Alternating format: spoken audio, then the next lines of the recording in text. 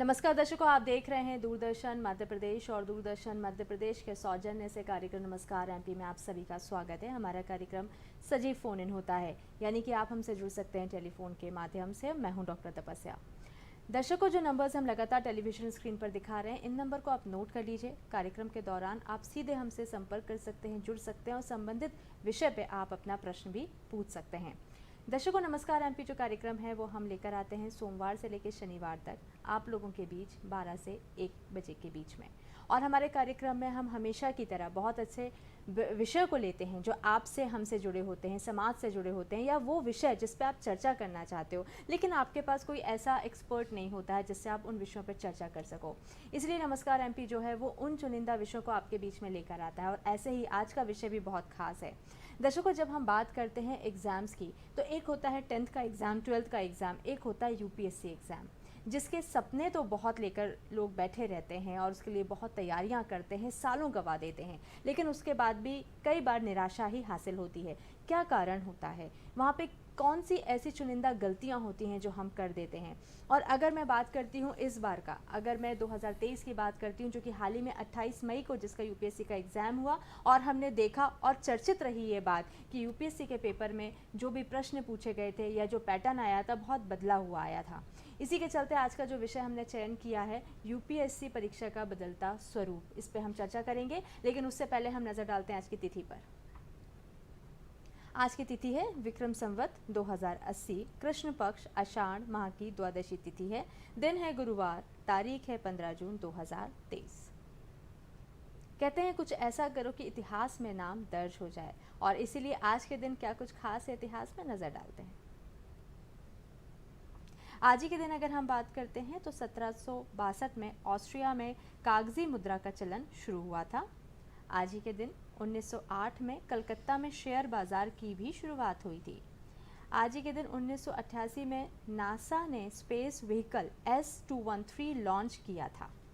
ये तो कुछ खास चीज़ें थी जो इतिहास में दर्ज हुई थी, इतिहास के पन्नों में। और लेकिन अगर हम बात करते हैं विचार की, या हम बात करते हैं ऐसे विचार जो हमारे भविष्य का निर्माण करते हैं, तो मुझे लगता है कि हम हमेशा ये बात बोलते हैं कि स्वामी विवेकानंद जी को हमेशा पढ़ना चाहिए, उनकी बातों को अमल करना चाहिए। लेकिन अगर हम आज के डेट में विचार की बात करते हैं तो उन्हीं का विचार आपके बीच में हम लेकर आए हैं। एक बार किसी ने स्वामी विवेकानंद जी से पूछा कि सब कुछ खोने से ज़्यादा बुरा क्या है।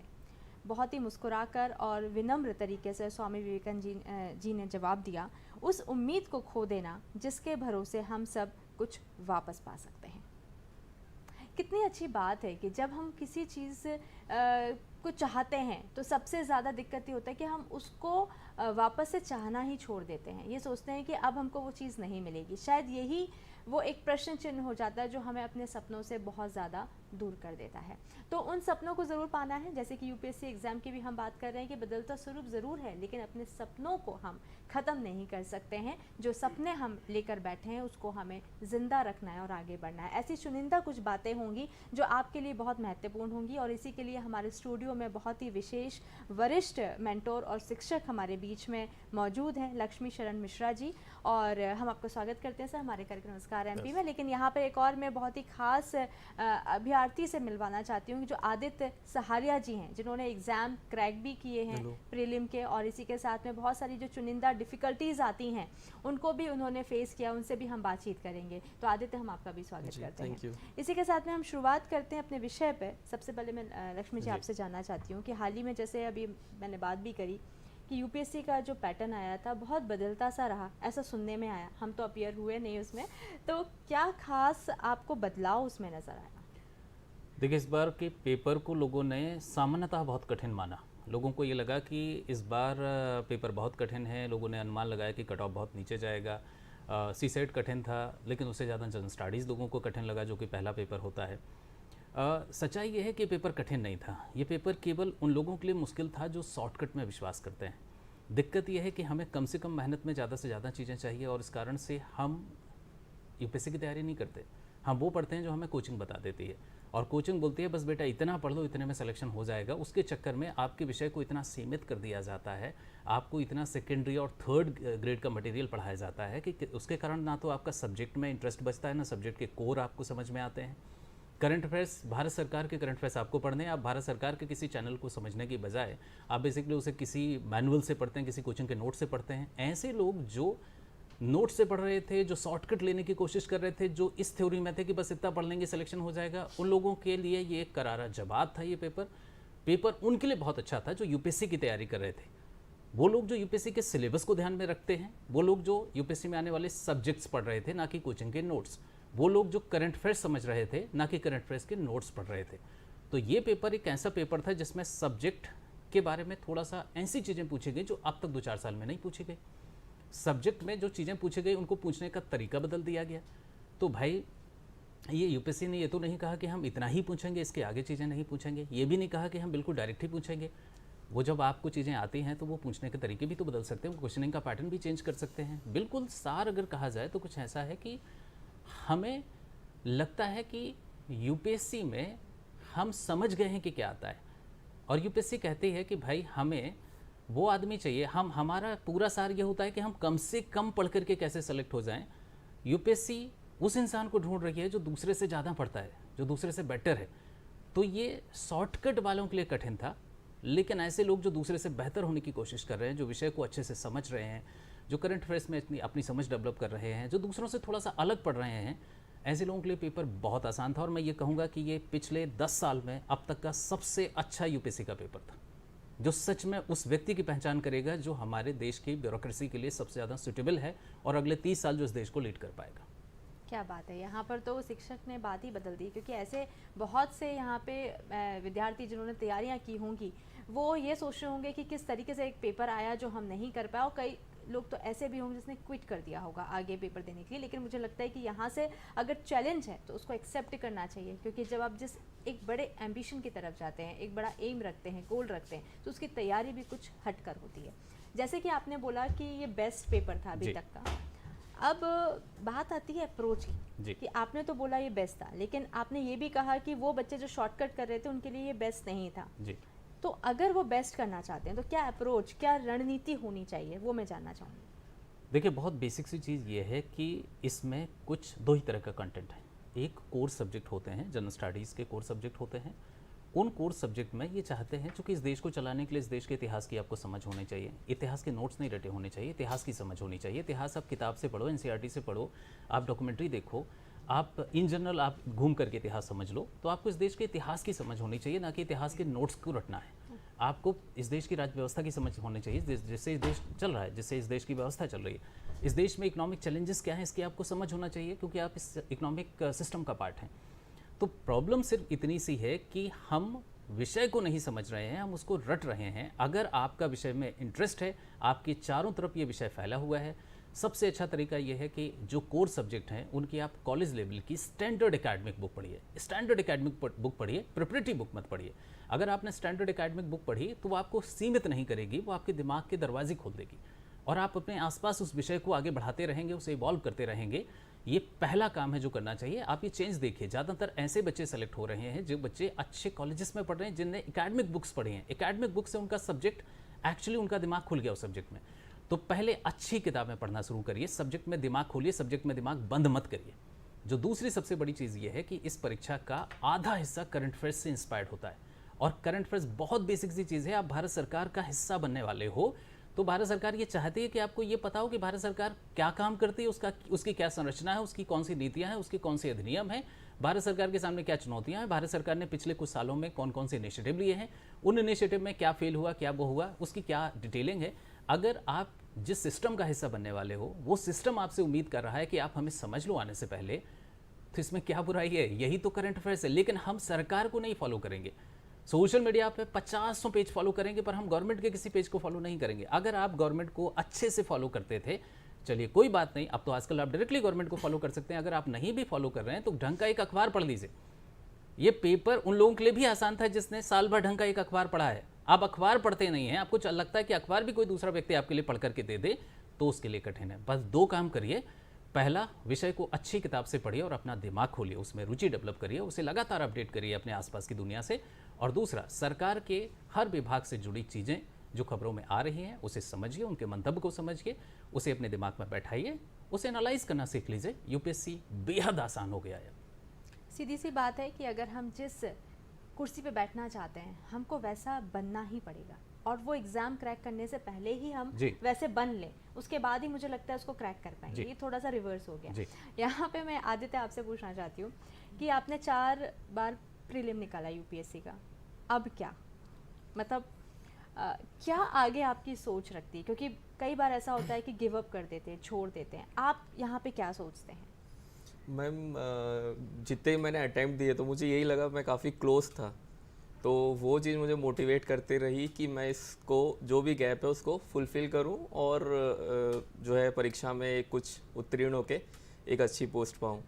तो अब यही है कि अभी जैसा सर ने डिस्कस किया बहुत सारी चीज़ें हैं, रिस्क फैक्टर जो है यूपीएससी का काफ़ी बढ़ गया है, तो वो रिस्क फैक्टर को देखते हुए आपको एवेल्युएट करना पड़ेगा क्या you are in the position जो आप वो रिस्क को ले सकते हैं या नहीं ले सकते हैं, और अगर रिस्क को आप ले सकते हैं तो कितने अटैम्प्ट दे सकते हैं।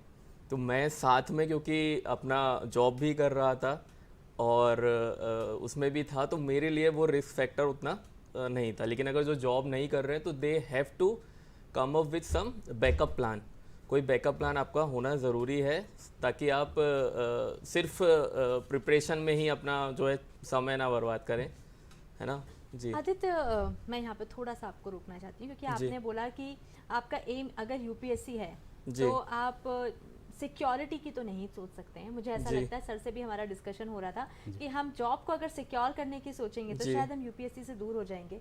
आपने 4 बार प्रीलिम जी। निकाला, बहुत नज़दीक आप रहे, लेकिन जी। शायद ये एक कारण रहा होगा आपकी जॉब जो नहीं छोड़ी। इसको लेकर भी मैं जानना चाहती हूँ कि अगर तैयारी कर रहे हैं, जॉब में हैं, जी। तो जॉब को छोड़ देना बेहतर है? लक्ष्मी सर, मैं आपसे जानना चाहूँगी, या उसके साथ रहते हुए तैयारी करना चाहिए?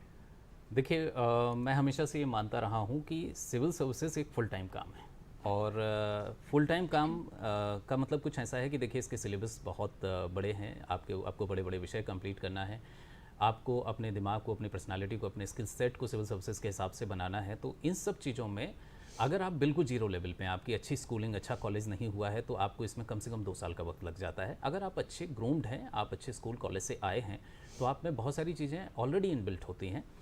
तो फिर भी प्रथम दृष्टया चीज़ तो ये मैं कहूँगा कि ये फुल टाइम काम है, आप इसके साथ कुछ और करेंगे तो इसका समय उसमें जाएगा।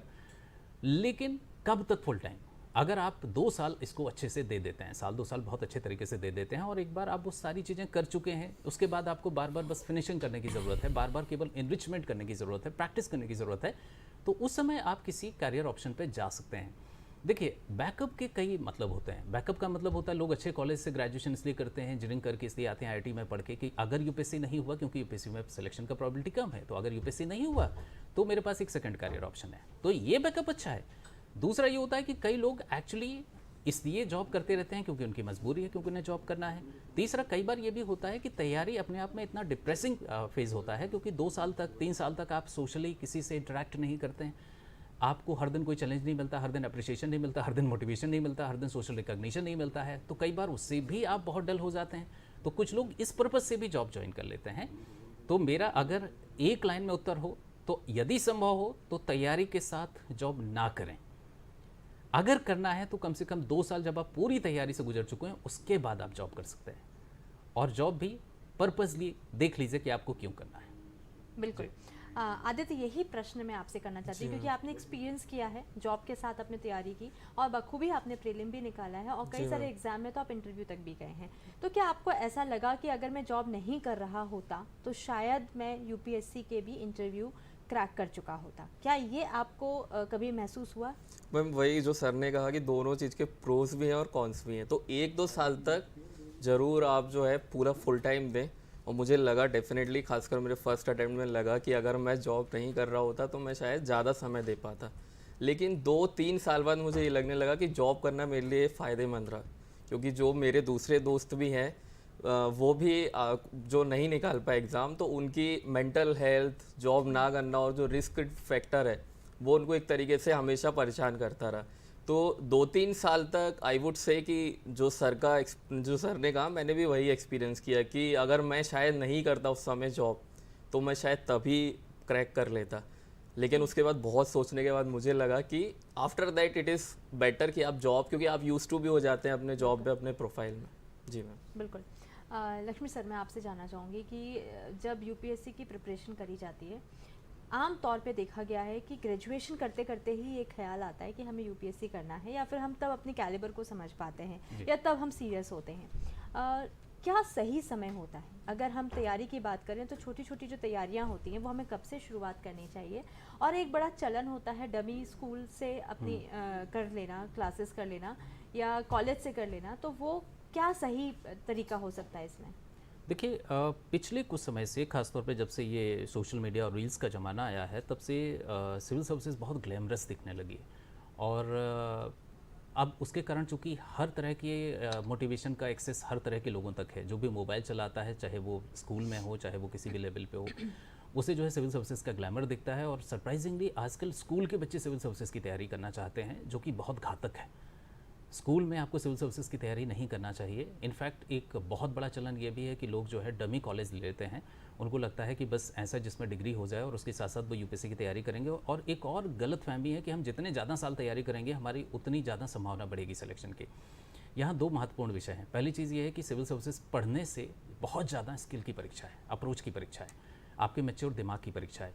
तो पहली चीज़ तो जो स्किल्स हैं, जो बेसिक स्किल्स हैं, जो एक पढ़े लिखे व्यक्ति की स्किल हैं कि उसे चीज़ें समझ में आती हों, वो बहुत अच्छे तरीके से चीज़ों को एनालाइज कर पाता हो, बहुत अच्छे तरीके से चीज़ों को एक्सप्रेस कर पाता हो, राइटिंग स्किल हो, स्पीकिंग स्किल हो, आर्गुमेंटेशन हो, ये सारी स्किल्स उसमें तब डेवलप होती हैं जब उसने बहुत अच्छी फॉर्मल एजुकेशन की हो।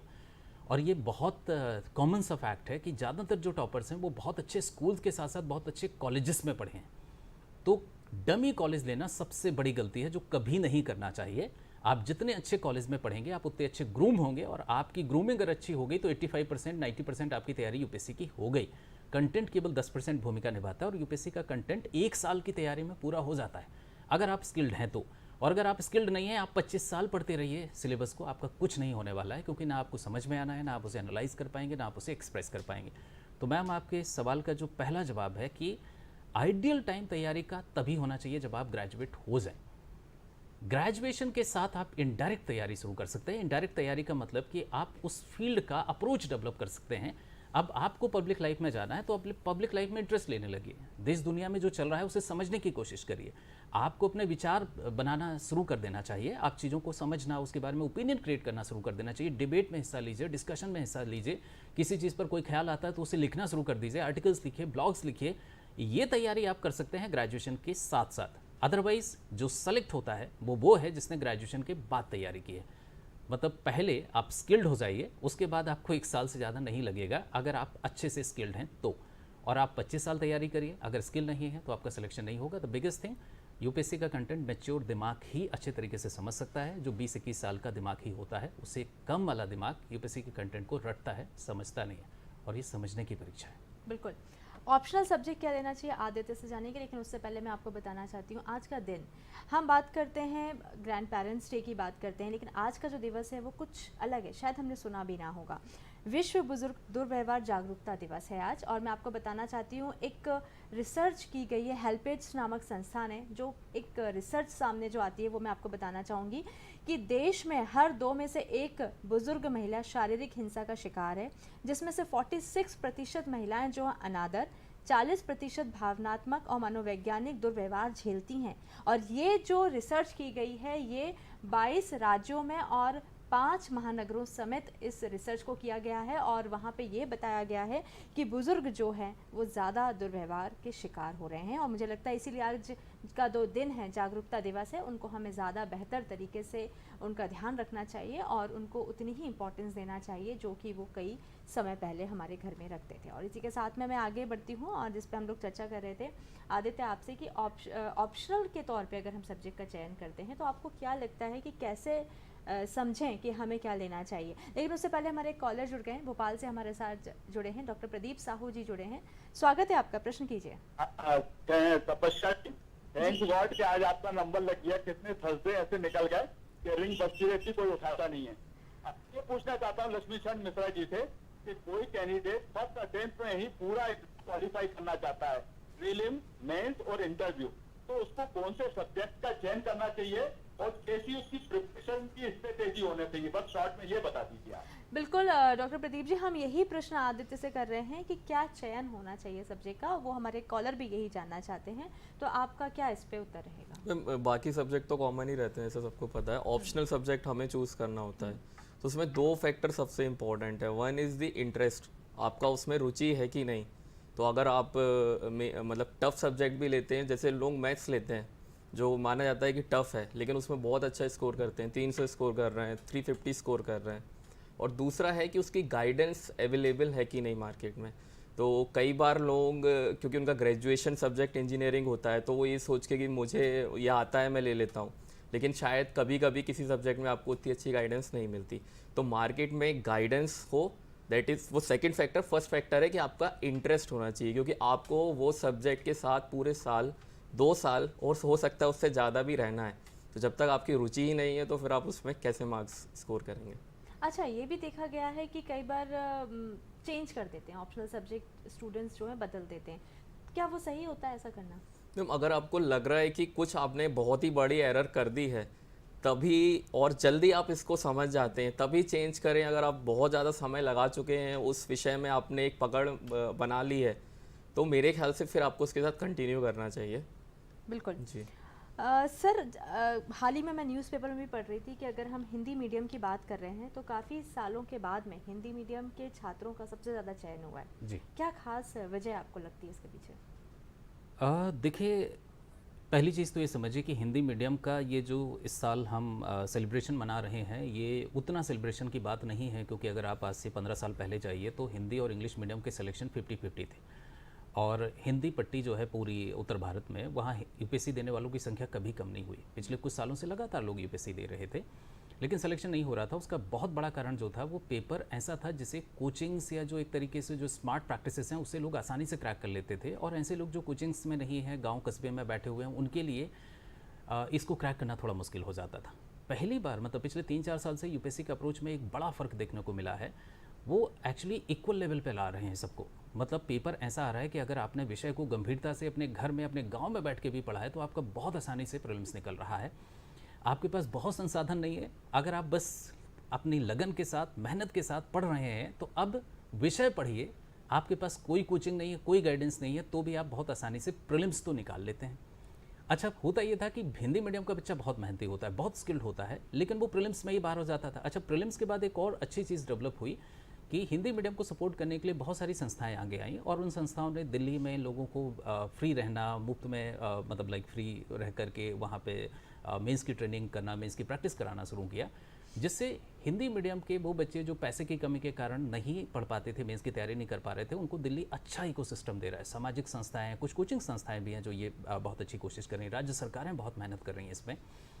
और एक और चीज़ थोड़ा सा मुझे लगता है कि अब समझने वाली है, और वो ये कि कहीं ना कहीं कंटेंट की जो पहले कमी थी, वो बहुत एलीट कंटेंट होता था। मतलब जो करंट अफेयर्स होता था, जो विषयों पर कंटेंट आते थे, वो मोस्टली इंग्लिश में आते थे।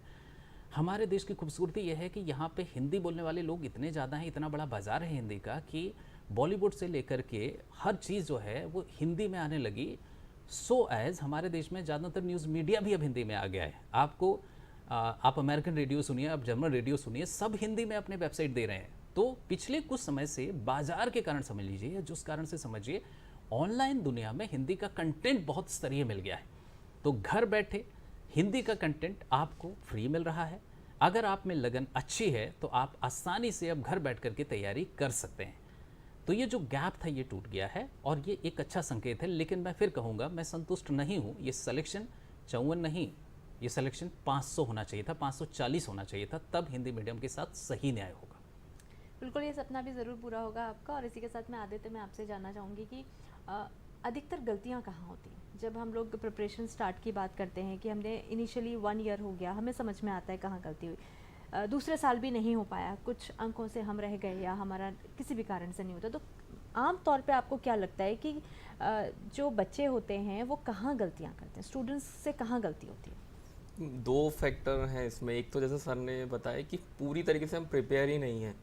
जो हमारी ग्रूमिंग होनी चाहिए थी एट द ग्रेजुएशन लेवल, वो नहीं हुई प्रॉपरली।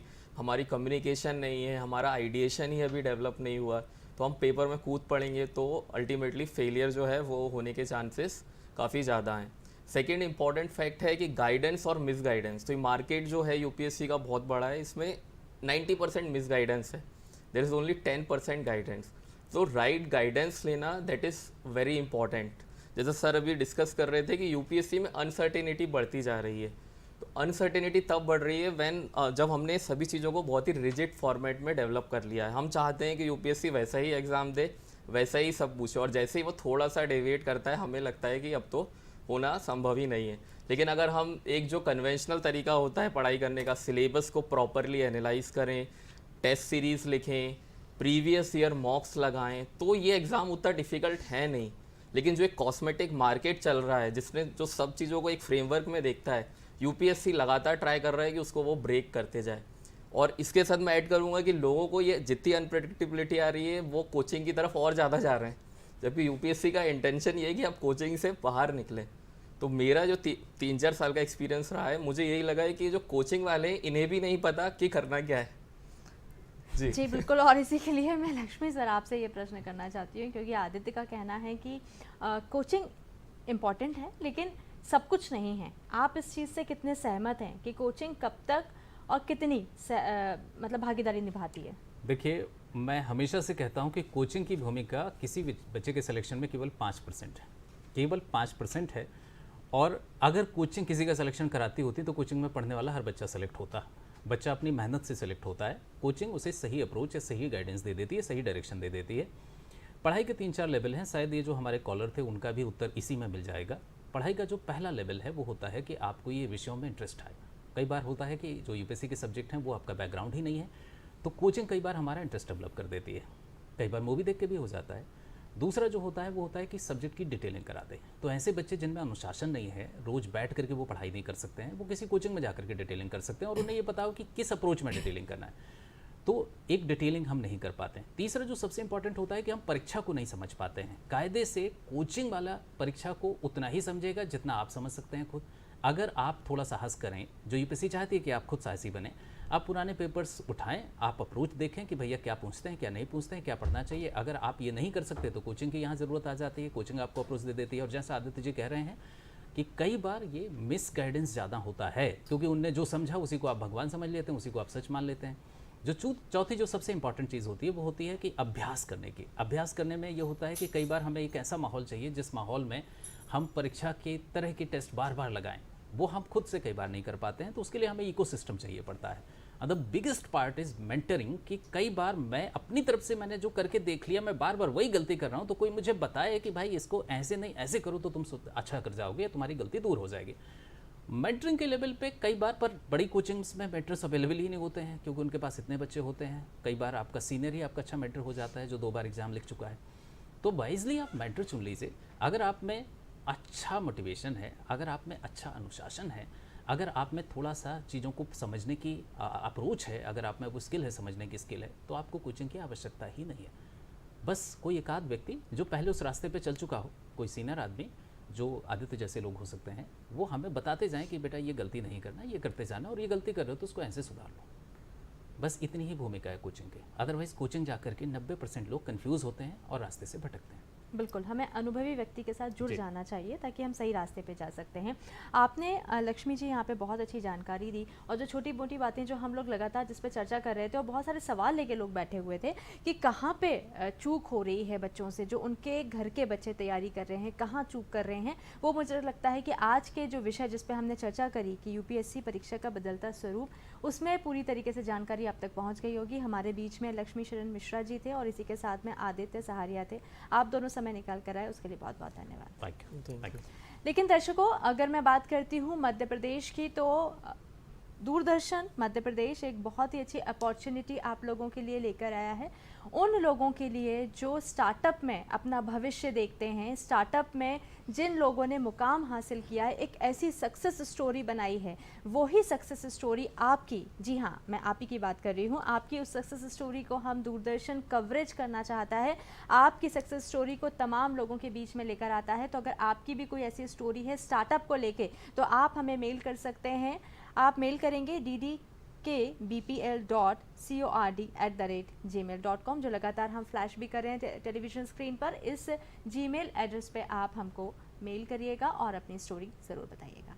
इसी के साथ में यहाँ पे वक्त हो गया अगले सेगमेंट की तरफ हम लोग रुक करते हैं, पर्यटन, जहाँ पे हम लेकर जाएंगे आपको बहुत ही खास मध्य प्रदेश का झाबुआ शहर में। आइए नज़र डालते हैं।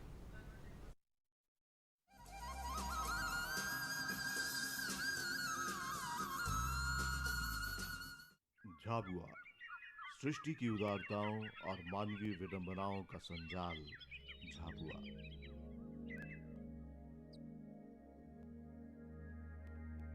आदि धरा की आदिम सभ्यता से उपजे तिलिस्मों और रहस्यों का भूखंड झाबुआ। निगाह की हद तक फैली हुई छोटी छोटी पहाड़ियों, टीलों, उपत्यकाओं का विस्तार। दरअसल ये प्राचीनतम पर्वतों, विंध्याचल और सतपुड़ा की श्रृंखलाएं ही हैं जो यहाँ तक आते आते मालवा के पठार में रूपांतरित हो जाती हैं। इतनी एकात्म हो जाती हैं ये कि फर्क करना मुश्किल हो जाता है कि विंध्या के बीच सतपुड़ा है कि सतपुड़ा के बीच विंध्या। यूं इनका सिलसिला भारत के पश्चिमी तट पर बने नर्मदा सागर से लेकर अरावली पर्वत के दक्षिणी भाग तक निरंतर है। इनकी परिधि में आते हैं सूरत, भड़ौच, डूंगरपुर, उदयपुर और चित्तौड़ भी। महाराष्ट्र, गुजरात, राजस्थान के सीमांत और पश्चिमी मध्य प्रदेश की आदि धरा पर बसी है आदिम जातीय भील सभ्यता। झाबुआ, धार, सैलाना में इनकी आबादी तुलनात्मक रूप से अधिक और गहन है। भील जनजाति भारत का तीसरा सबसे बड़ा जाति समाज है। बूढ़ी बुजुर्ग धरती की सिलवटों को यहाँ देखा और महसूस किया जा सकता है।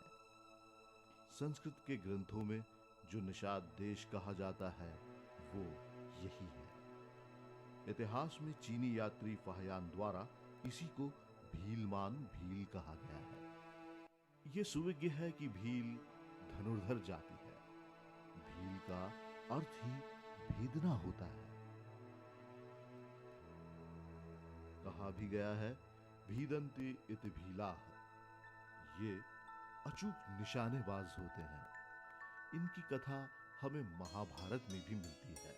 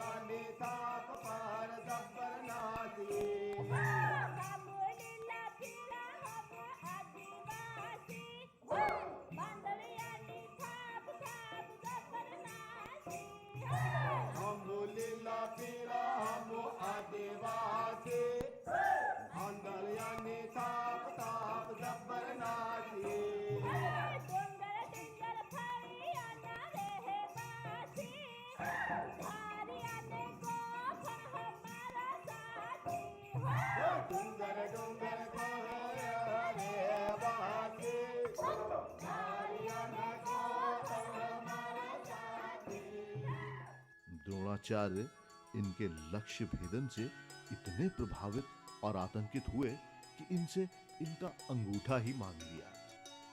एकलव्य की इस कथा के जमाने से भील अपने धनुष पर तर्जनी और मध्यमा उंगलियों के द्वारा ही प्रत्यंचा तानता है। इनके हाथ से अंगूठे का इस्तेमाल तो जाता रहा परंतु निशाना नहीं गया। ये आदिवासी वनांचल इसलिए सुप्रसिद्ध है कि बहुत पहले जबकि राठौड़ राजवंश का राज्य था, आदिवासी यहाँ पर अपना आधिपत्य रखते थे। वे राजा भोज को भी अनेक युद्धों में सहायता देते थे। धीरे धीरे यहाँ पर लबाना नायकों ने अपना शासन स्थापित कर लिया और ये वन भूमि और वनांचल में सिरकते गए।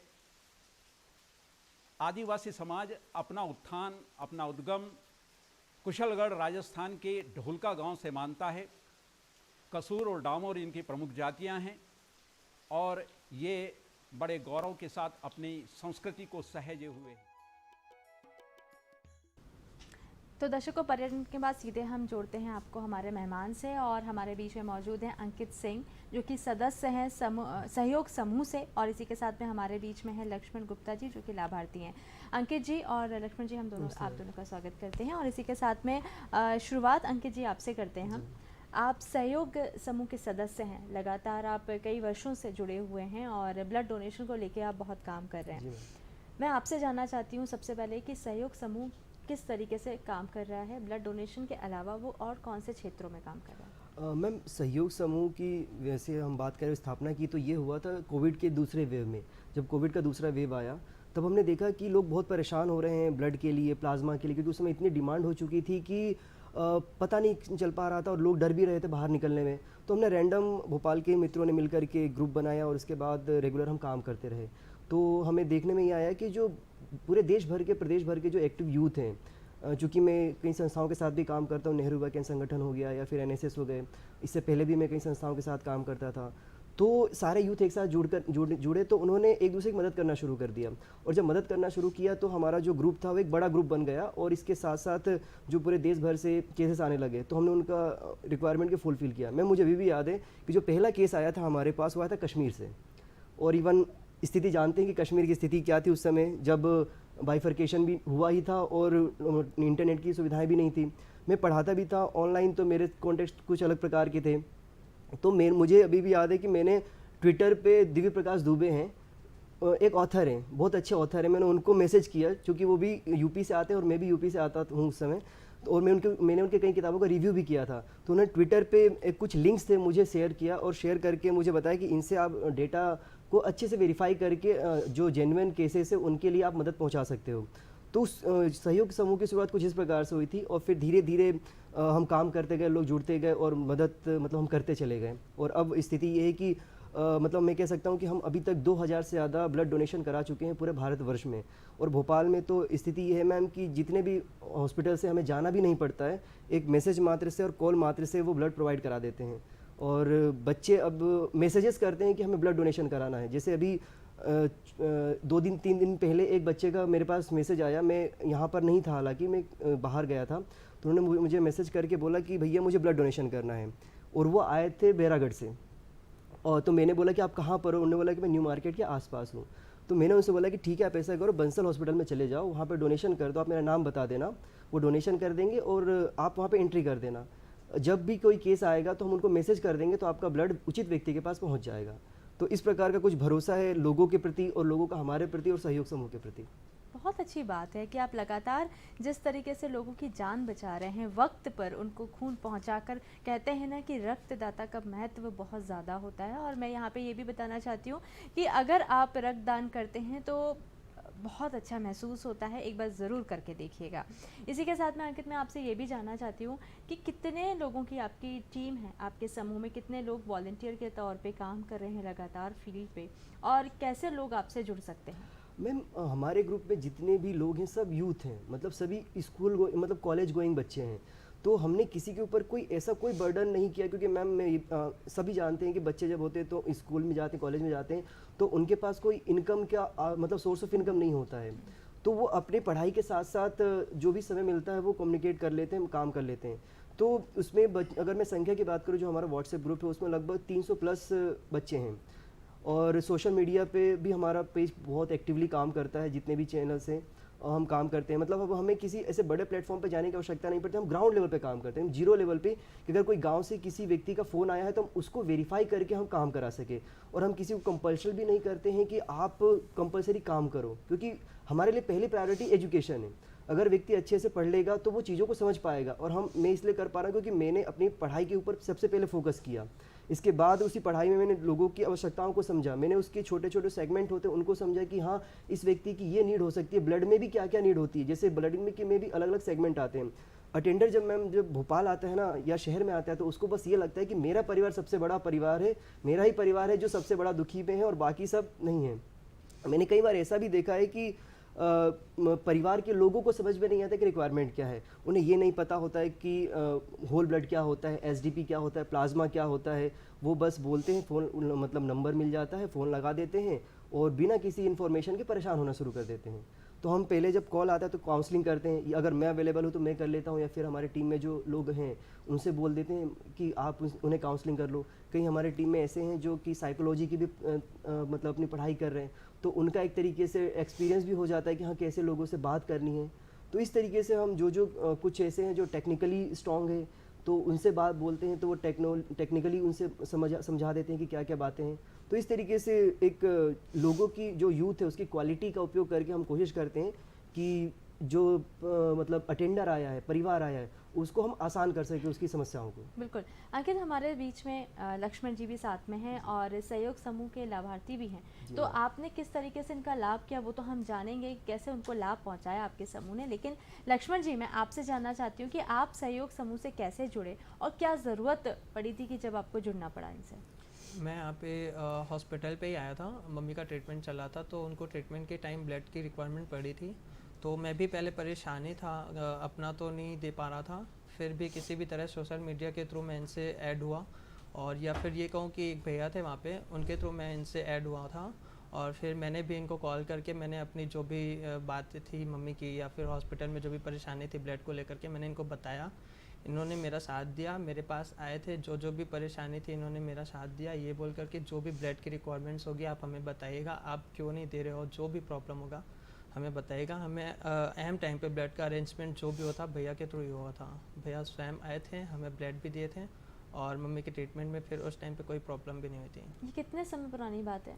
ये लगभग अभी तो प्रेजेंट की बात करें तो लगभग 1 हफ्ते पहले भी मेरे को ज़रूरत पड़ी थी, तो भी मैं भैया से ही कांटेक्ट किया था। और इसके पहले की बात करूँ तो लगभग 1.5 साल पहले की भी बात है, तो उस टाइम पे भी मम्मी का ऑपरेशन हुआ था, तो मैं परेशान था, यहाँ पे अकेले ही था, तो भैया के थ्रू ही मेरे को ब्लड का अरेंजमेंट हुआ था। बिल्कुल। अंकित, ये तो लक्ष्मण की जो बात है ये तो वेरीफाई थी कि उनकी मदर को वाकई ज़रूरत थी ब्लड की और आपने उनको डोनेट कर दिया, लेकिन मैं ऑन ग्राउंड अगर बात करती हूँ, आपके पास फ़ोन कॉल्स आते हैं, तो आप कैसे वेरीफाई करते हो कि उनको वाकई ज़रूरत है या सिर्फ ऐसे ही आपको कॉल वेरीफाई करने का सबसे बेस्ट मीडियम जो है वो है उनका ब्लड डिमांड लेटर, क्योंकि हर एक हॉस्पिटल ब्लड डिमांड लेटर बनाता है, उसमें सारे जो भी कंपोनेंट रिक्वायरमेंट होती है वो लिखा होता है।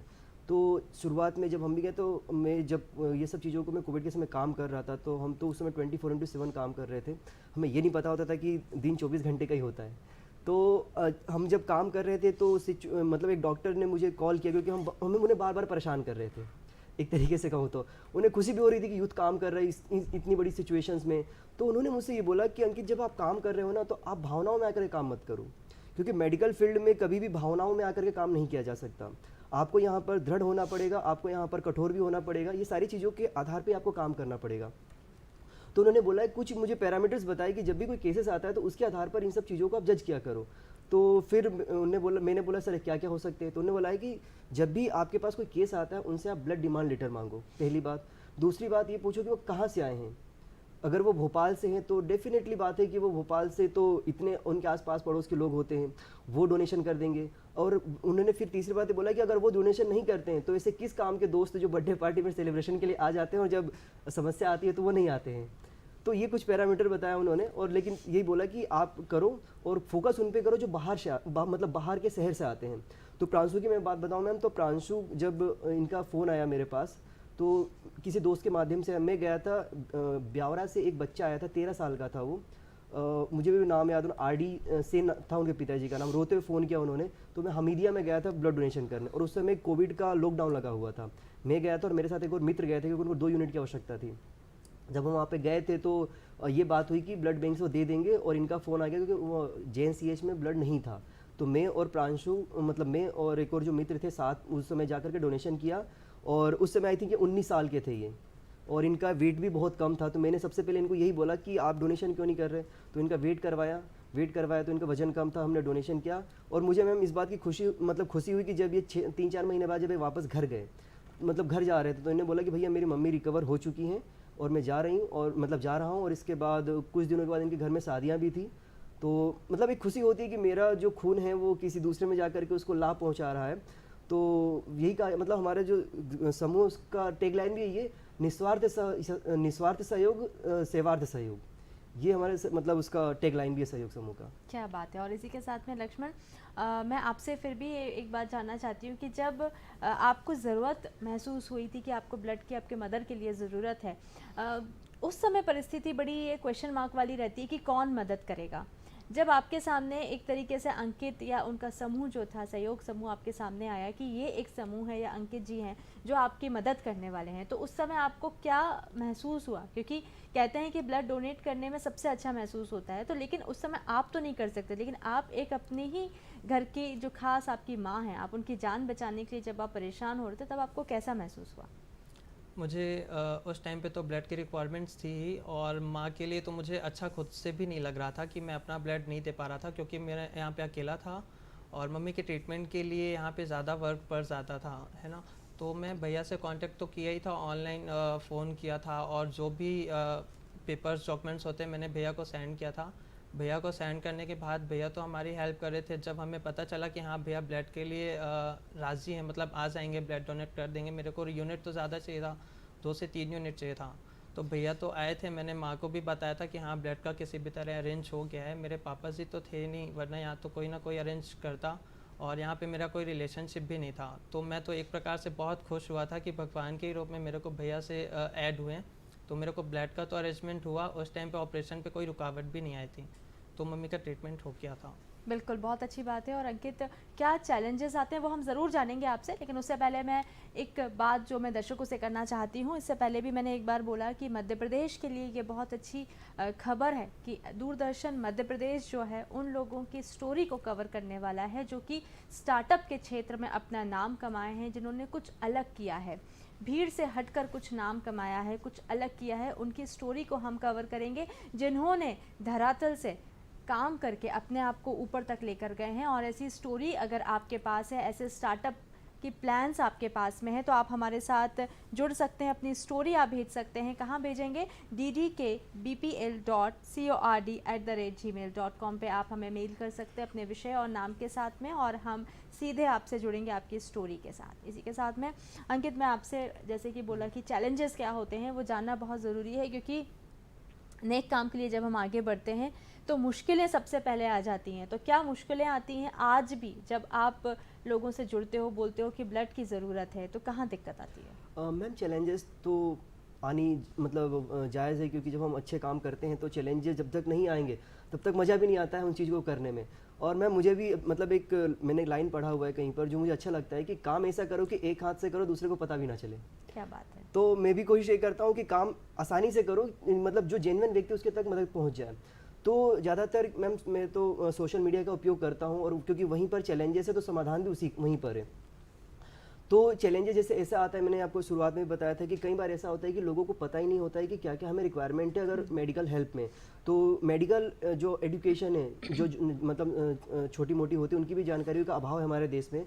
और लोग हॉस्पिटल में जब जाते हैं तो बहुत ज़्यादा डर जाते हैं मैम। कुछ जगह है जहाँ पर लोग जाने से डरते हैं। एक तो हॉस्पिटल हो गया, पुलिस थाना हो गया, कोर्ट हो गया, तो उसमें से हॉस्पिटल एक जगह है। तो वहाँ पे जाते हैं तो उनको ये नहीं पता होता है कि रिक्वायरमेंट क्या है। अगर डॉक्टर ने बोल दिया कि ब्लड की आवश्यकता है तो वही नहीं सोचेंगे आवश्यकता क्या है और किस ब्लड ग्रुप का है, बस ये बोलते हैं कि ब्लड की आवश्यकता है, आप ब्लड अरेंज करा दो। मेरे पास अभी भी फ़ोन्स आते रहते हैं, वो ये नहीं देखते कि हमारे परिवार के लोग हैं तो वो करेंगे कि नहीं करेंगे। तो मैम कई बार मैं उनसे ये बोलता हूँ कि जब आप डोनेशन के लिए मतलब हॉस्पिटल आए हो तो ऐसा तो है नहीं कि आप 1 या 2 दिन में चले जाओगे।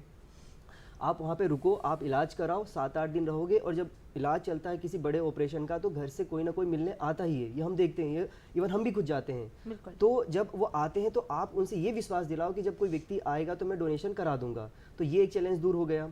दूसरा चैलेंज मैम ये आता है कि कई बार जैसे यूथ होता है जो कॉलेज गोइंग होता है, उसके पास इतने पैसे नहीं होते हैं कि वो आने जाने का एक्सपेंसेस बियर कर सके।